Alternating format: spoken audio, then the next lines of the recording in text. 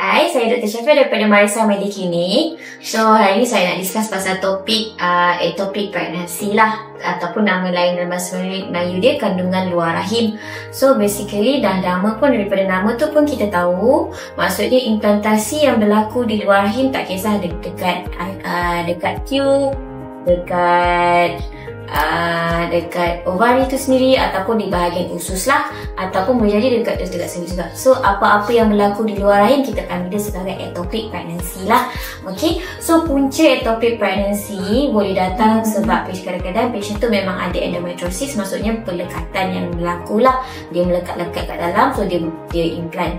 Okay, punca kedua, kadang-kadang patient tu ada block, tube dia tersumbat.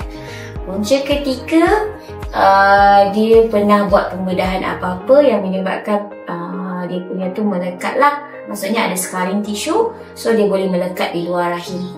So basically cara untuk prevent dia selalunya kita follow up patient lah, prevent ataupun detect awal. Sebab ectopic pregnancy ni untuk prevent dia mungkin kurang, tapi kita boleh avoid dengan cara mak kena elak daripada merokok, makan benda manis-manis, macam tu. Kalau untuk scan, kena datang once patient dah detect the pregnancy positive, better scan untuk confirm pregnancy lah selepas 5 ke 6 minggu macam tu. Okay, itu saja.